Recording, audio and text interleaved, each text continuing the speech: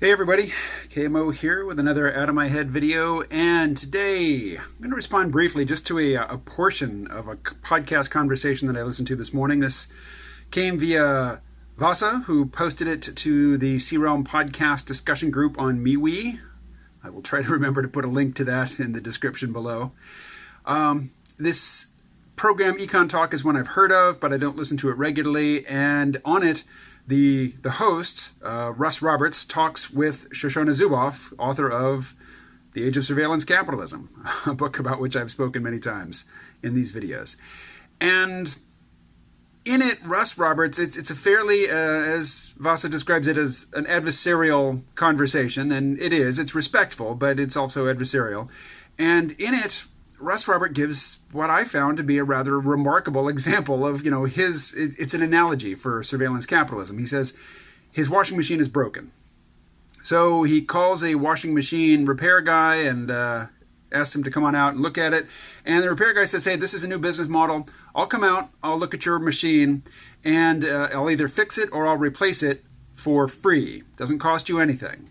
The only thing is, while I'm there at your house, I'm going to take some pictures, and I'm going to share those pictures and the information that I can derive from those pictures with various people, you don't know who, and they'll do things with it, you don't know what, but, it'll be fine, and you get a free washing machine. Now, that sounds like an explicit offer, but in fact, and Russ Roberts acknowledges this, in the surveillance capitalism example, the repair guy doesn't actually tell you that that's what he's going to do up front. All he tells you is he's going to fix your machine for free or replace it at no cost to you. And he doesn't say anything else. But you notice that you start getting targeted advertisements for things that people shouldn't really know about you. And you figure, that's what happened. He probably, looked around the house and derived a few pieces of information about me, like I've got lots of books around, so he figures I'm a reader. He saw a nice camera, so he figures I'm into photography. And suddenly I'm getting advertisements, for these things. But I got a free washing machine out of it. So it's a good deal, so he says. So to me, one, the fact that it wasn't an explicit deal that you agreed to, you only agreed after the fact when you decided that the consequences weren't all that bad, and in fact they were kind of good.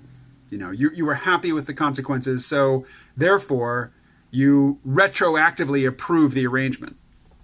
This is the argument from the person who's saying, look, surveillance capitalism is not that big a deal. So here's what I want to bring to your attention.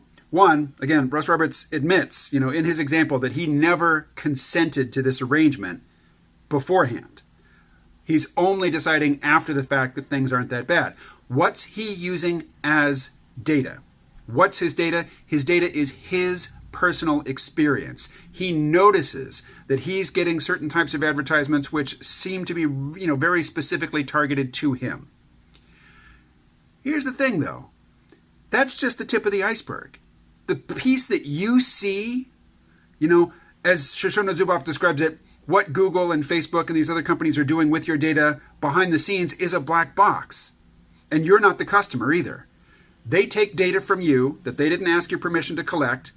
They do stuff with it in the black box, you don't know what, and they say, not to you, but to their actual customers, hey, I've got information here about Joe Blow, YouTube viewer. If you buy our information, if you buy the product that we've created from the information that we've gathered, you will make money. And it's true. The advertisers will. But the thing is, not everybody who buys a product coming out of that black box, a product that was made based on information taken from you without your permission, not everybody buying those products are advertisers. Not everybody buying those products is looking to sell something to you. How about this? If you're going to decide that the outcomes of surveillance capitalist practices are okay based on your experience, well, don't you think that your experience, that the surveillance capitalists have carefully managed your experience of the process so as not to alarm you and create resistance, which is friction for the process by which they make money? Don't you understand that your personal experience is a managed product? It is not a reliable indicator of the scope or the consequences of the surveillance capitalist game plan.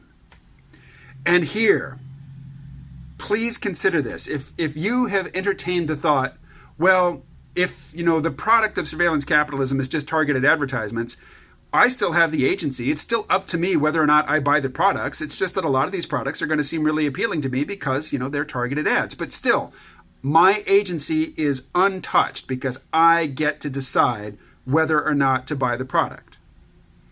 Okay, so we've got this vast apparatus of collection methodologies, gathering up data about you, about where you go, what you do, what you buy, who you know, without your permission, taking this information, sharing it with parties you don't know who they are, combining it with other information you don't know what. Occasionally, the output from this entire process is a targeted ad. And when you get that targeted ad, you have the freedom to decide whether or not to act on that advertisement. Are you content that the scope of your agency in all of this is confined to whether or not you buy a product when that targeted ad hits your screen? That is a very, very small piece of this vast territory of surveillance capitalism, but it is in this tiny little piece where you arguably have some agency. Are you content with that being the scope of your agency? I'm not. That is all. Talk to you again tomorrow.